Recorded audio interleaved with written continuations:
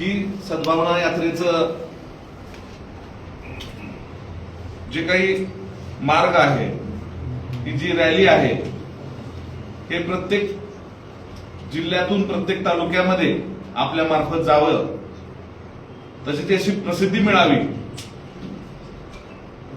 कारण की ही सद्भावना यात्रा ही फक्त काय काँग्रेसचीच नाहीये, सर्व सामाजिक संघटनांना घेऊन या सद्भावना यात्रेचं आयोजन या ठिकाणी महाराष्ट्र प्रदेशनं केलेलं आहे.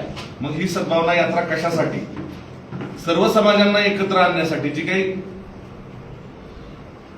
मागच्या बीडच्या प्रकरणामधून बऱ्याच प्रमाणामध्ये जाती जातीमध्ये वेगळा रंग आलेला आहे, तो मिटवण्यासाठी ही सद्भावना यात्रा आहे. मी मनापासून महाराष्ट्र प्रदेशचे नवनियुक्त अध्यक्ष हर्षवर्धनजी सपकाळ यांचं मी मनापासून अभिनंदन आणि आभार मानतो की अशी यात्रा अशा ह्या काळामध्ये एक गरजेची असताना, म्हणजे त्याची जरूरत होती या ठिकाणी, त्यामुळे इथं ही यात्रा आज होते.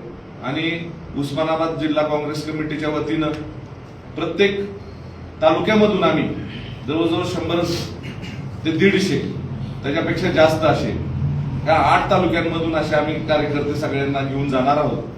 आणि ही यात्रा पदयात्रा आहे, त्यामुळं उन्हाचे दिवस आहेत आणि 12 ते 3 शेड्यूल ते सांगतीलच, परंतु ही यात्रा यशस्वी होण्यासाठी महाराष्ट्रातूनच सगळे लोक येणार आहेत. सगळ्या सामाजिक संघटनेचे, काँग्रेसचे तर येणारच आहेत, परंतु आम्ही सगळ्या सामाजिक संघटनेनं आवाहन केलेलं आहे की या यात्रेमध्ये आणि पदयात्रेमध्ये सामील व्हायचं. तर मी परत एकदा सगळ्यांचा आभार मानतो आणि मान्यवरांना या ठिकाणी पत्रकार परिषद सुरू करण्यास सांगतो. सभी पत्रकार बंधुओं को मेरा नमस्कार. और थोड़ी तो देरी के लिए मैं माफी चाहूंगा कि थोड़ा सा लेट हुआ. मैंने कहा पहले मन में हुआ कि दर्शन करके आओ, तो मैं दर्शन करने दुर्गा माता जी को चला गया था, वहां से दर्शन करके आना हुआ. आज आपके बीच में बहुत दिनों बाद आना हुआ है. विधानसभा चुनाव के बाद चुनाव हुए, चुनाव में कांग्रेस पार्टी को विपक्ष का काम मिला और महायुति को सत्ता का काम मिला.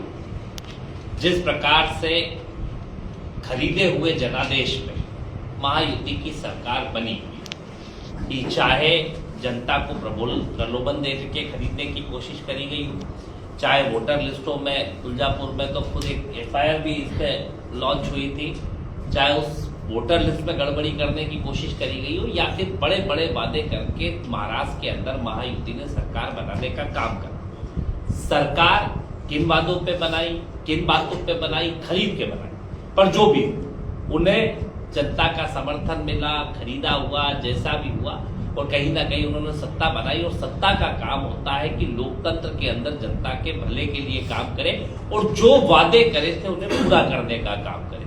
दूसरी तरफ महाविकास अघाड़ी को, कांग्रेस पार्टी को विपक्ष का काम मिला, और विपक्ष का काम होता है कि कैसे जिन मुद्दों के ऊपर ये सत्ता सरकार में आए हैं उन्हें पूरा करने के लिए दबाव बनाए, और अगर सत्ता अपना काम नहीं करती है तो उनके खिलाफ पूरी सड़कों पे उतरने का काम करे. और कहावत भी है कि जिस दिन ये सड़कें सूनी हो जाएगी उस दिन ये विधानसभा और संसद आवारा हो जाएगी. कांग्रेस पार्टी इस देश के लोकतंत्र में, इस देश के संविधान में और इस देश के लोगों के मौलिक अधिकारों के लिए जीवन भर से लड़ने का काम कर. आज भाजपा से हमारा सवाल कि एक बात जो इन्होंने कहा था लाडली बहना का, कि बड़े जोर शोर के साथ कहा था कि 1500 दे रहे हैं, 2100 से शुरू करेंगे और कहीं ना कहीं पूरी तरीके से महाराष्ट्र की हर महिला को देने का काम करेंगे.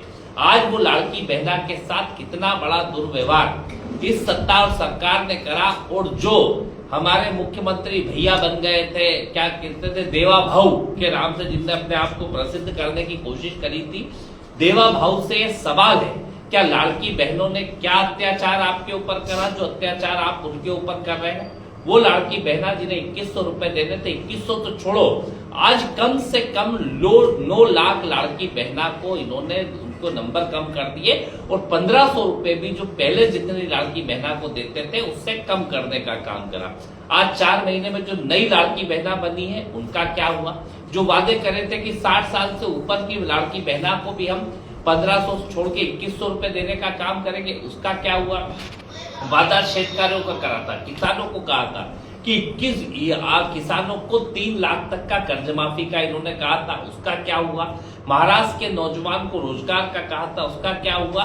हर वर्ग को जो छलावा करा, जिस तरीके से झूठ बोल के सत्ता बनाई, उसके बाद क्या हुआ? और बड़ा दुर्भाग्य की बात है कि महाराष्ट्र में जब से महायुति की सरकार है, कानून व्यवस्था धत्ते के ऊपर बैठी हुई। कानून व्यवस्था के यह हाल है कि सबसे ज्यादा रोज बलात्कार की खबरें आती है, कभी महिलाओं के साथ अपराध होता है, बलात्कार होता है, और रोज देखते हैं कि किस तरीके से दलित, आदिवासी, अल्पसंख्यक और हर वो वर्ग जिसके ऊपर अत्याचार हो, चाहे भीड़ का ये जघन्य हत्याकांड जिसके अंदर सीधे तौर पे भाजपा के मंत्री, सीधे तौर पे महायुति के मंत्री शामिल, और जब कांग्रेस पार्टी के नेताओं ने दबाव बनाया, लगातार दबाव कांग्रेस बना रही थी, माननीय प्रदेश अध्यक्ष जी के नेतृत्व में भीड़ की सद्भावना यात्रा, क्योंकि महाराष्ट्र के सद्भाव को बिगाड़ने का काम महाराष्ट्र की सरकार ने करा है। महाराष्ट्र जो साहू फूले अंबेडकर जी की विचारधारा को मानती है, वो महाराष्ट्र की जनता जो बाबा साहब अंबेडकर के साथ महात्मा गांधी, विनोबा भावे, तुकडोजी महाराज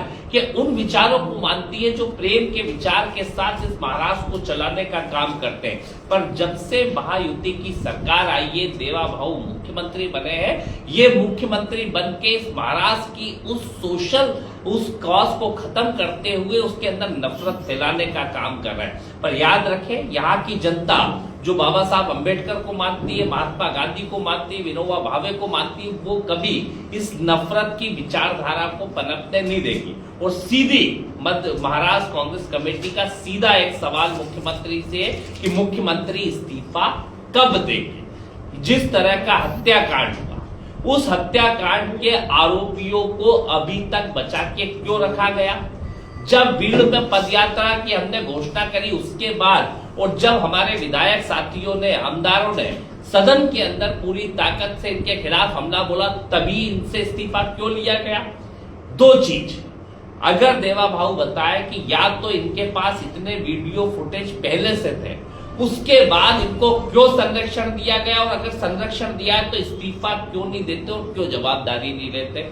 और अगर इतने समय तक इनके पास ये वीडियो फुटेज नहीं आ पाए, इसका मतलब इनका इंटेलिजेंस क्या कर रहा था? तो सरकार का फेलियर। ये महाराष्ट्र की जनता ने देखा है कि कांग्रेस के विधायकों के ऊपर अगर जरा सी भी बात हुई तो 4 मुख्यमंत्रियों ने इस महाराष्ट्र के अपना इस्तीफा देख के गद्दी को छोड़ने का काम करा है, और इस महाराष्ट्र की सुचिता की राजनीति, नैतिकता की राजनीति को आगे बढ़ाने का काम करा है। क्या नैतिक साहस महाराष्ट्र के अंदर महायुति सरकार में है कि जो संरक्षण आपने दिया महायुति के ऐसे लोगों को जो अपराध कर रहे हैं? आज तक भीड़ के अपराधियों को तो आपने अभी तक पकड़ा, अभी उनकी खबरें निकली। आपने वहां पे परमनी के अंदर जिस तरीके से थाने के अंदर एक दलित व्यक्ति की हत्या करी गई, उसका साथ उसका न्याय कब मिलेगा? रोज जो अपराध महिलाओं पे हो रहा है उसका न्याय कब मिलेगा? और इसकी जवाबदारी किस बात की है? इसको लेके हम ये यात्रा निकाल रहे हैं, इस महाराष्ट्र के सद्भाव के लिए, महाराष्ट्र की जनता के न्याय के लिए, महाराष्ट्र की जनता की आवाज बनने के लिए। और लगातार कांग्रेस पार्टी अपना काम कर रही है। अभी 3 तारीख को पूरे प्रदेश के हर जिले के अंदर किसानों की मांग को लेकर बड़ा धरना पूरा हुआ। नगर निगम के अंदर पूरे शहर कांग्रेस कमेटियों ने भी पूरी जगह धरना करा, और कांग्रेस पार्टी सड़कों पर रह के जनता के मुद्दे उठाने का काम करेगी। माननीय प्रदेश अध्यक्ष जी के नेतृत्व में, सीएलपी के नेतृत्व में, और जितने हमारे वरिष्ठ नेता हैं जो कांग्रेस पार्टी के हैं, वो जनता की आवाज बन के इस आयोजन को करेंगे। और जो सद्भावना रैली है, यहाँ से हमारे धाराशिव से भी लगभग 1000 लोग रोज वहां पे पहुंचेंगे, और ये रैली 2 दिन की रहेगी, कल और परसों की। पूरी ताकत के साथ जनता की आवाज को उठाने के लिए कांग्रेस पार्टी सड़कों पे, और लगातार जब तक ये सरकार जो बेरहमी से जनता के जीवन को खराब करने का काम कर रही, जब तक ये हट नहीं जाती, तब तक कांग्रेस पार्टी सड़कों पर रह के अपना संघर्ष का काम करने का काम करेगी। चौधरी साहब, आपसे सवाल है जी। मसाजोग से भीड़ तक भी ये सद्भावना जो यात्री है, कैंपेनिंग है, क्यों? और दूसरे है परभणी की जो सोमनाथ सूर्यवंशी का जो हत्या हुई, उसके लिए आप सद्भावना यात्रा क्यों नहीं निकाले? इसके बाद वहां पे भी निकलेगी। अभी ये पहली यात्रा की शुरुआत है, वो जगह जहां पे हत्याकांड हुआ, और वहां से भीड़ तक पूरे प्रदेश की जनता को साथ में लेके हर उस वॉइस को जो इस हत्याकांड के खिलाफ है और कहीं ना कहीं जिस तरह की एक वॉइस है, इसलिए उसकी शुरुआत भीड़ से कर रहे हैं। और कांग्रेस पार्टी भी इसमें, हर सामाजिक संगठन भी हमारे साथ है कि महाराष्ट्र की जनता वायलेंस नहीं चाहती है, महाराष्ट्र की जनता जाति धर्म संप्रदाय में बंटना नहीं चाहती है, महाराष्ट्र की जनता न्याय चाहती है। उस बात को लेकर मस्साजोग से भीड़ तक ये यात्रा रहेगी। इसके बाद फिर परभनी के अंदर भी होगी, वहां के व्यक्ति के लिए भी न्याय। माननीय राहुल गांधी जी स्वयं वहां पे पहुंचे थे और उन्होंने भी न्याय की बात करी थी। पर यह सरकार सत्ता के नशे में निरंकुश, आप सोच सकते हैं कि क्या इनके पास वीडियो फुटेज अभी तक नहीं थे? अभी तक थे तो फिर उसको संरक्षण क्यों दिया? और संरक्षण दिया तो फिर ये खुद मुख्यमंत्री इस्तीफा क्यों नहीं दे रहे? सवाल इस बात का है। इसलिए हम ये न्याय यात्रा निकाल रहे हैं। पूरे प्रदेश के अंदर जहां भी किसी भी अपराध होगा उसके खिलाफ हम सड़कों पर रहेंगे।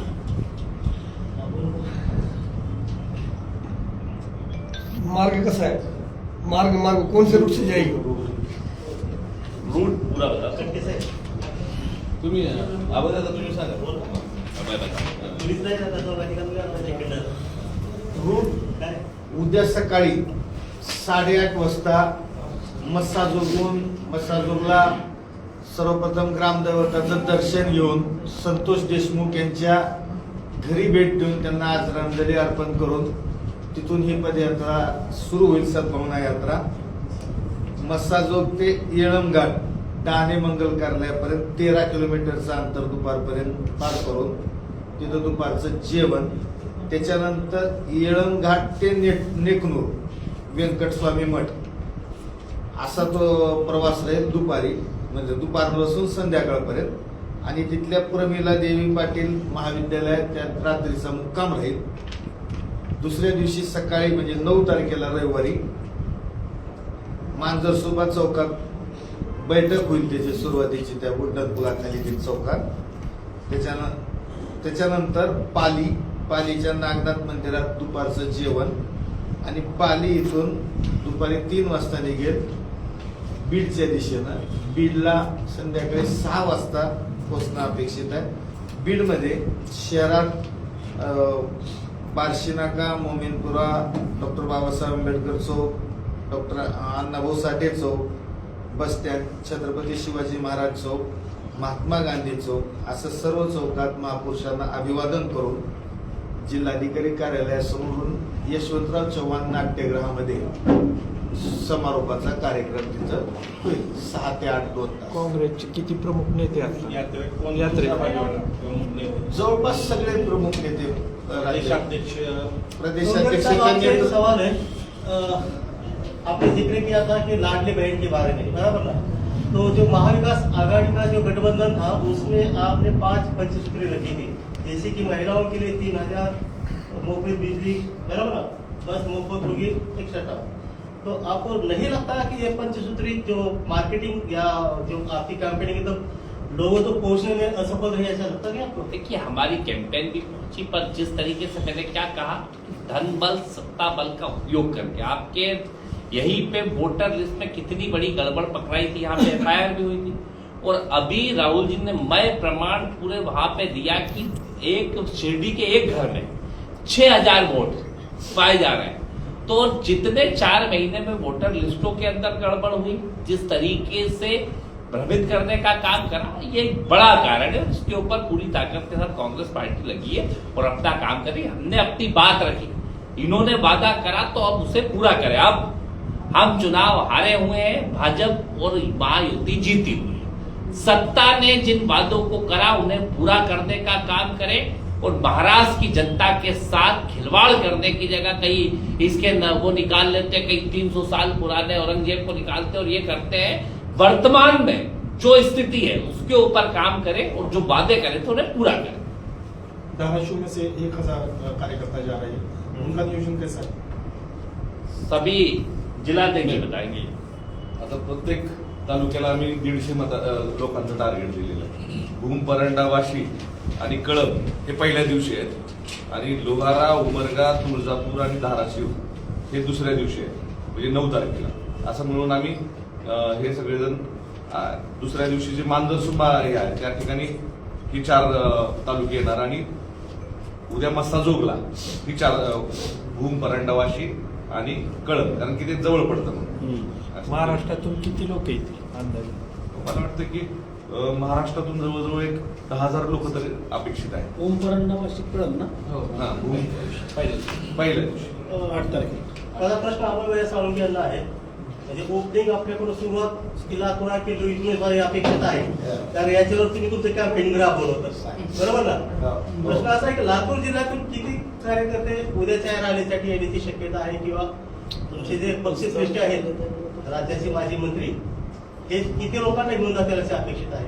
आमच्या जिल्ह्यातून 1,500 मी लोक. मी असं म्हटलं ओपनिंग कोणा केली तिथून आले तर अधिक बरं वाटेल, कारण खूप दिवस आले ते ऐकून पेरडायला. काय सर, ह्या विषयामध्ये 1,500 लोक आमच्या जिल्ह्यातून उद्या घेऊन जाण्याचं नियोजन आहे आणि 2 टप्पे करून पहिल्या दिवशी आपले लातूर, धाराशिव, बीड आणि ह्या तीन आणि नांदेड अशा 4 जिल्ह्याचा विषय आहे आणि दुसऱ्या दिवशी मराठवाड्यातले दुसरे 4 जिल्हे असे 2 टप्पे आहेत. आणि मला आपल्या सगळ्याला विनंती करायची आहे, पत्रकार बांधवांना, इथं बसलेला इथं नसलेला प्रत्येक माणूस, खास महाराष्ट्रातलाच, खास करून मराठवाड्यातला, आपल्या सगळ्याला जे जातीय विद्वेषाचं ध्रुवीकरणाचं राजकारण चालू आहे सध्या महाराष्ट्रात, खास करून सत्ताधारी लोकांकडून, त्याचा आपल्याला प्रत्यक्ष पैसे कळत न कळत प्रत्येकाला झळ बसलेली आहे. आणि विविध पक्ष, विविध नेते कुण्यातर एका बाजूची बाजू घेऊन, ओबीसीची बाजू घेऊन, कोण तर इकडे टीका करणार, तिकडली बाजू घेऊन इकडे टीका करणार. हे काँग्रेसला अपेक्षित नाही. काँग्रेस सर्व धर्मसमभाव, 18 पगड जाती धर्माला कसल्याही भेदभावाशिवाय सोबत घेऊन चालण्याच्या परंपरेतून काम करत आलेली आहे आणि त्या दृष्टीनं आपण सगळ्यांनी अंतर्मनातून कौतुक करायला पाहिजे माननीय प्रदेशाध्यक्ष हर्षवर्धन सपकाळ साहेबांचं, की त्यांनी प्रदेशाध्यक्ष पदाची जबाबदारी मिळाल्याच्या नंतर पहिला उपक्रम आपल्या मराठवाड्यात आणि ज्याची झळ आपल्या प्रत्येकाला आपल्या रोजच्या जीवनामध्ये बसते सध्या, त्या विषयावर सद्भावनेचं प्रतीक म्हणून सद्भावना घेऊन त्या ठिकाणी सुरुवात केली आहे. आणि त्याला पक्षानं एवढं महत्व दिलंय की आमचे नेते मध्य प्रदेशहून खास अखिल भारतीय सचिव आहेत, ते प्रभारी आहेत, ते उद्याच्या दौऱ्याच्या तयारीसाठी काल मुंबईहून 7 वाजता सकाळी निघाले आणि दुपारी 12ला छत्रपती संभाजीनगरला पोहोचून सगळे 7 जिल्हे बीड व्यतिरिक्त, आता ह्या शेवटचा 7वा जिल्हा आहे धाराशिव, इथून आता मुक्कामाला ते बीडला जाणार आहे.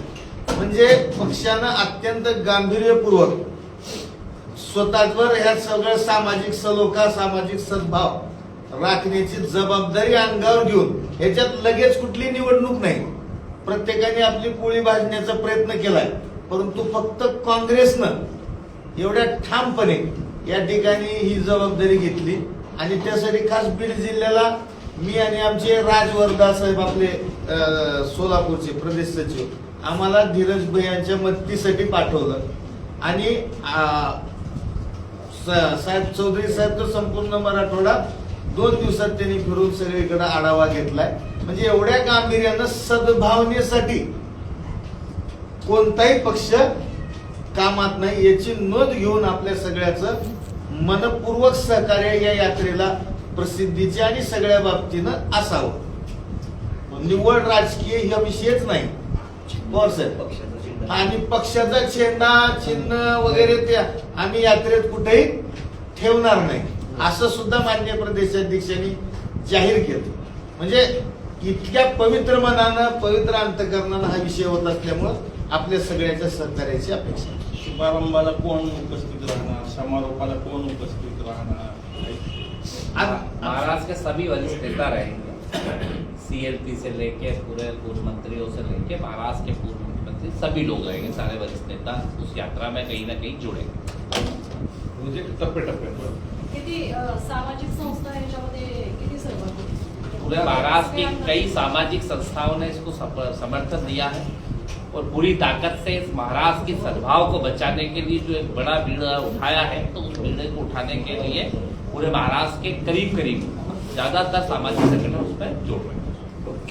इंडिया आघाड़ी के दूसरे जो घटक दल है इसमें सहभागी होते हैं। उससे भी चर्चा हुई है, उनसे भी मुंबई में मीटिंग हुई है, तो उनमें वरिष्ठ नेता कुछ लोग उनके इस यात्रा के दौरान कुछ मांगे रहने वाले हैं क्या? सीधी मांग है, इस्तीफा मुख्यमंत्री दे, जवाबदारी ले, महाराष्ट्र की अस्मिता के साथ खिलवाड़, महाराष्ट्र की बंधुत्वता के साथ खिलवाड़, महाराष्ट्र के विनोबा भावे जी, महात्मा गांधी, पंडित और वरिष्ठ नेताओं के जो विचारों के साथ जो खिलवाड़ करा और जो संरक्षण हत्यारों को देने का काम करा, इसके खिलाफ मुख्यमंत्री इस्तीफा दे। संजय मुंडे को अरेस्ट करने का निर्णय है। सीधा अरेस्ट होना चाहिए और इनके इस्तीफे मुख्यमंत्री जवाबदेही मुख्यमंत्री के लिए उनको गिरफ्तार करे और उनके ऊपर सख्त कार्रवाई करे, ताकि आगे से इस तरीके से कोई भी कृत्य करने से पहले 100 बार सोचे।